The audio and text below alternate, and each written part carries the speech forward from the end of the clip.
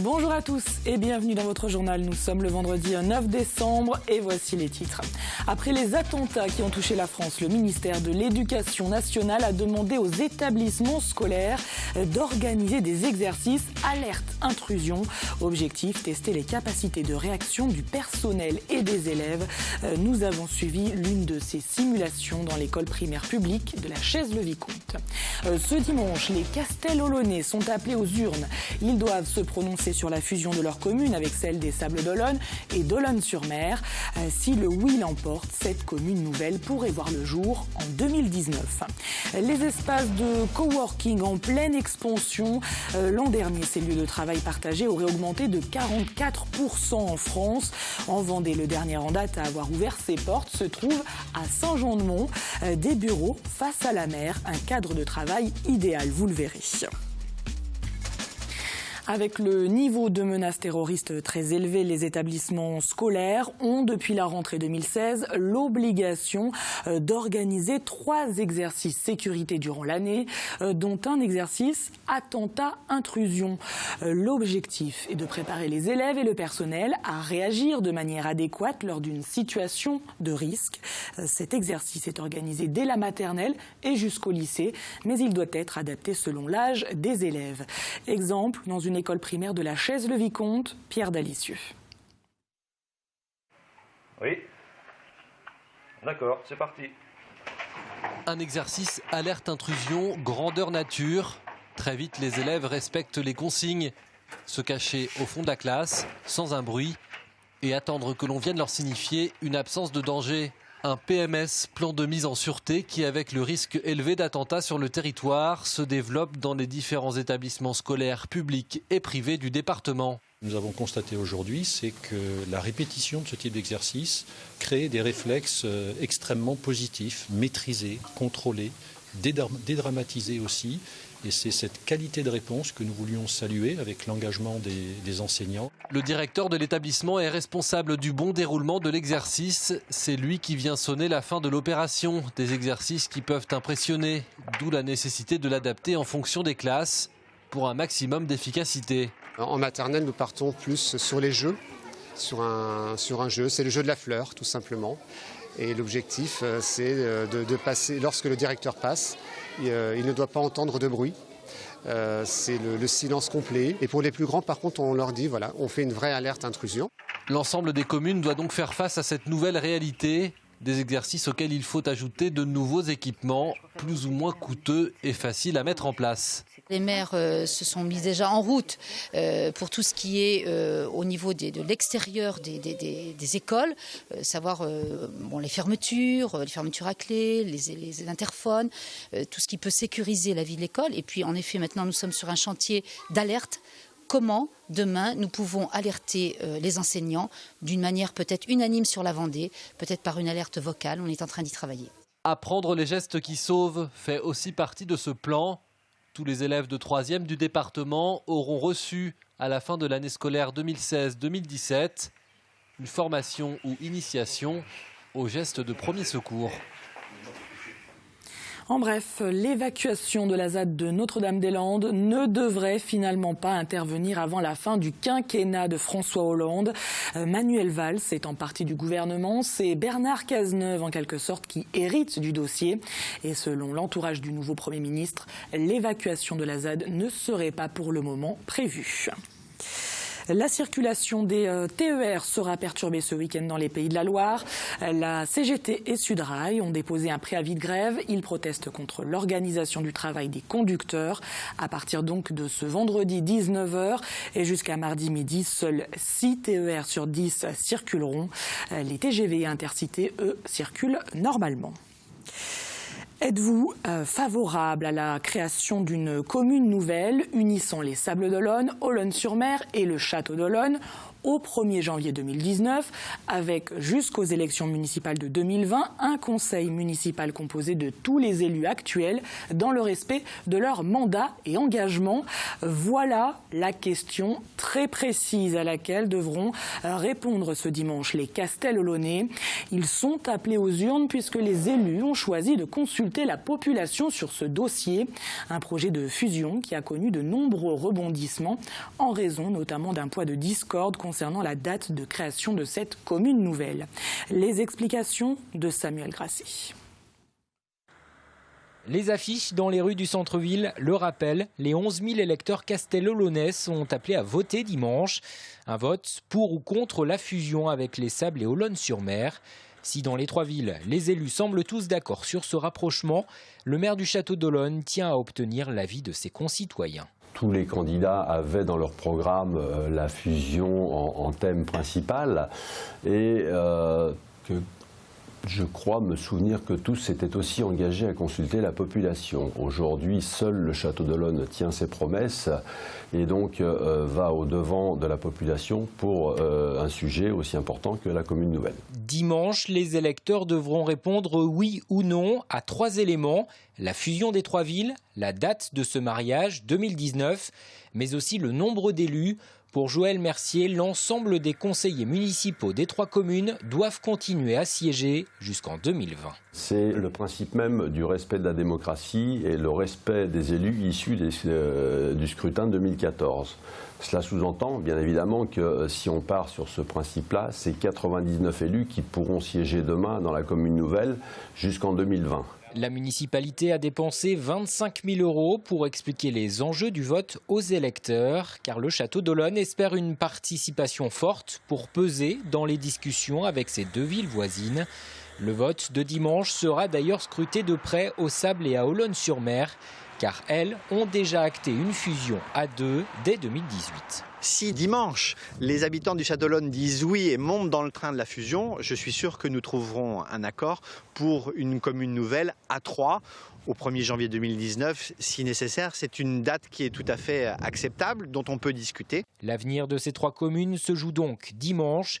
Si elle aboutit, cette fusion verra la naissance d'une ville de 45 000 habitants, la 2e de Vendée. Et les élus du département, eux, se sont d'ores et déjà exprimés sur la question. Florence Pinault et Gérard Faugeron, conseillers départementaux, ont ainsi convoqué la presse en début de semaine pour faire valoir leur position, à savoir leur volonté d'une fusion à 3 communes. Une fusion logique et nécessaire selon eux. Chacune des 3 communes ne perdra pas son âme et au contraire, c'est même la reconnaissance d'une identité collective puisque depuis des décennies, chacune des 3 communes, on vit ensemble, on travaille ensemble, on se divertit ensemble. Et par ailleurs, la ville des Sables est la seconde agglomération du département, c'est la ville du Vendée Globe, c'est le premier port du département. La ville des Sables donc représente pour la Vendée un atout assez considérable. Une ville de 45 000 habitants pèse pour le département, la ville du Vendée Globe, la future nouvelle ville des Sables d'Olonne, pèse pour le département dans son économie, dans son tourisme. Et c'est vrai qu'une ville de 45 000 habitants devient tout de suite très attractive, que ce soit pour le milieu économique ou pour des grands événements. En Vendée, les jeunes de moins de 30 ans représentent près de 24% des demandeurs d'emploi. Une situation jugée inquiétante par le département. Alors pour lutter contre le chômage des jeunes, le parcours de la seconde chance, qui existe depuis 6 ans, va être étendu. Cette année, Esnay et Montaigu intègrent le dispositif. Un dispositif qui accompagne les jeunes en difficulté pour les aider à définir un projet professionnel. Une formation et des stages en entreprise leur sont proposés.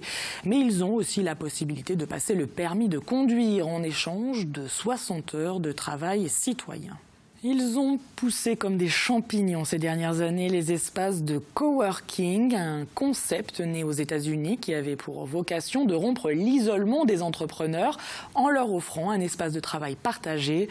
En France, il y en aurait un peu plus de 360. En Vendée, plusieurs projets sont à l'étude, d'autres existent déjà. Et le dernier à avoir vu le jour se trouve à Saint-Jean-de-Mont. Face à la mer, il offre un cadre de travail presque idyllique et espère ainsi attirer de nombreux entrepreneurs. Le reportage de Grégoire de Châtillon. N'avez-vous jamais envisagé de travailler au bord de la mer, de sortir du bureau pour faire un plouf ou bien de contempler l'océan? Depuis le mois d'avril, le Palais des Congrès de Saint-Jean-de-Mont abrite La Folie, c'est son nom, un espace d'innovation convivial offrant des services, du partage et des échanges. D'accord, bon, c'est prometteur. On est exactement dans le modèle américain qu'on peut retrouver sur le côté work and fun. Vous retrouvez la petite touche d'ailleurs appartement new-yorkais dans notre espace détente. L'idée est vraiment de partager son temps entre le travail et le plaisir. C'était une des volontés. Qu'une personne puisse entre midi et 2 par exemple aller faire une petite session de surf ou de paddle et puisse par la suite se remettre au travail. Un espace qui s'adresse aussi bien aux professionnels en déplacement, aux start-up ainsi qu'aux télétravailleurs. Moi, quand je suis arrivée, je me suis directement sentie bien, parce que c'est un espace qui est super ouvert. En plus, c'est dans un cadre quand même assez exceptionnel, avec vue sur la mer. On a eu la chance cet été d'avoir le vice-président de Nokia Europe, par exemple, qui était là en vacances et qui a pris l'espace pendant une journée pour travailler, pour gérer ses mails. Voilà. Donc on est complètement dans cet esprit d'incubation qu'on fréquente au moment où on en a besoin, quand on en a envie. C'est vraiment cette logique. C'est exactement ce que je cherchais, en fait. Je cherchais un lieu dans lequel je pouvais m'inscrire pour faire mes travaux et en même temps partager une vie sociale, je dirais, une vie collective de travail. La veille, ils étaient une vingtaine à travailler sur place. La Folie a du potentiel. Pour cette initiative, la communauté de communes Océan Marais de Mont vient de recevoir le Territoria de bronze 2016. Une belle distinction pour ce territoire qui entend bien faire venir de nouveaux développeurs économiques. Ce jeudi, la jeune chambre économique de Vendée a remis les trophées des Vendéens et Vendéennes de l'année. Un titre honorifique qui récompense depuis 8 ans maintenant les personnalités vendéennes qui ont marqué l'année. Et pour 2016, parmi les lauréats, Christophe Morisseau a été distingué dans la catégorie environnement pour la création de sa société C'est Réparable. En sport, Gladys Lemoussu a été primée, notamment pour sa médaille de bronze en paratriathlon aux Jeux Olympiques de Rio. Et puis, dans la catégorie culture, les membres du groupe Epsilon ont été élus Vendéens de l'année. Si vous ne connaissez pas, voici tout de suite un petit extrait. Déchiré, on se noie dans l'effroi, écorché, déchiré, on se noie. Et la musique nous amène à parler du festival de Poupées qui commence à dévoiler sa programmation. Jean-Michel Jarre sera en concert le 14 juillet au Théâtre de Verdure. Ce musicien aux 80 millions d'albums vendus est le premier nom dévoilé de la programmation 2017 du festival. Comme chaque vendredi, jetons à présent un coup d'œil sur les rendez-vous sportifs du week-end. Avec tout d'abord du basket national 1 masculine. Chaland, qui n'a pas brillé durant cette saison, doit renouer avec la victoire. Les joueurs ont rendez-vous ce samedi avec Chartres. Début de la rencontre à 20h à la salle Michel Vrignot. En handball, Pouzauges rencontre Saintes, les leaders de leur poule de National 2. Rencontre à 19h à la salle de l'Étoile. En hockey sur glace, après leur défaite face à Mulhouse, les joueurs du Ogli affrontent ce samedi les Bisons de Neuilly-sur-Marne, une équipe 7e au classement alors que le Ogli pointe à la 5e place. Et puis ce dimanche, au Terre-Noire, championnat de France de tennis par équipe. C'est la dernière journée de National 1A. Les filles de La Roche-sur-Yon affrontent les Niçoises, une rencontre importante car si elles l'emportent, elles seront assurées de leur montée en première division. Le mois de décembre, c'est le mois des marchés de Noël, une tradition venue d'Allemagne et d'Alsace qui a désormais conquis tous les villages de France. En Vendée, celui de Tiffauges et de Maizet sont parmi les plus féeriques et ils font la part belle aux artisans. Nous avons rencontré Clarisse et Corentin, deux créateurs de bijoux qui ont la chance cette année d'exposer leurs créations dans ces deux marchés incontournables du département. Portrait signé Grégoire de Châtillon. C'est dans cette petite maison de Saint-Hilaire-de-Riez qu'ils ont installé il y a 3 ans leur atelier. Clarisse et Corentin sont autodidactes. Bien qu'ils aient fait tous les deux les beaux-arts, ils ont appris à travailler l'émail ensemble. Et voilà le résultat des créations qui portent leur marque 4 mains. Donc ça, c'est un bijou qui reflète bien notre travail parce que c'est des pièces uniques. On en a fait une petite série, mais ils sont tous différents. Là, on a pas mal de travail parce que on a beaucoup de détails et on travaille à la peinture pour porcelaine. Donc, on vient appliquer on fait d'abord une couche d'émail blanc et ensuite on vient travailler à la peinture pour porcelaine appliquée à la plume. L'inspiration, c'est du coup un peu la nature, les choses, un peu le végétal. Et après, moi, personnellement, je suis plus attiré par la composition géométrique, graphique, un peu. Donc voilà, après, c'est des mix. Puis pour nous, on ne se fixe pas. L'inspiration, elle vient de nos lectures, plus dans l'inconscient qu'aller chercher quelque chose de bien défini. Après quelques minutes au four, à 800 degrés, l'émail ressort noir. Et 3 minutes plus tard, il reprend sa couleur d'origine. Les bijoux sont vendus essentiellement sur les marchés l'été, ainsi qu'à l'approche de Noël.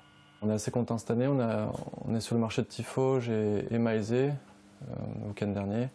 Donc, ce sont des très belles fêtes, des beaux événements où il y a du décor, beaucoup de public et le travail artisanal est bien mis en valeur. Donc, c'est assez appréciable. Ouais. Les créations de Clarisse et Corentin seront à nouveau présentées ce week-end dans le cadre enchanteur du marché de Noël de Tifauge. Et si Noël approche à grands pas, la neige, elle, n'est pas prévue au programme. Regardez ces prévisions météo pour ce week-end. Le ciel est encore bien lumineux, malgré le passage de quelques brumes. Côté température, ça reste stable. Il fera en moyenne 12 à 13 degrés en journée. Fanny Poirier vous détaille ses prévisions dans un instant. Quant à nous, on referme ce journal avec une autre tradition de Noël, celle des crèches. Des crèches originaires d'une vingtaine de pays qui sont exposées au centre spirituel Relais Pascal au Sables d'Olonne. Merci de nous avoir suivis et bon week-end à tous.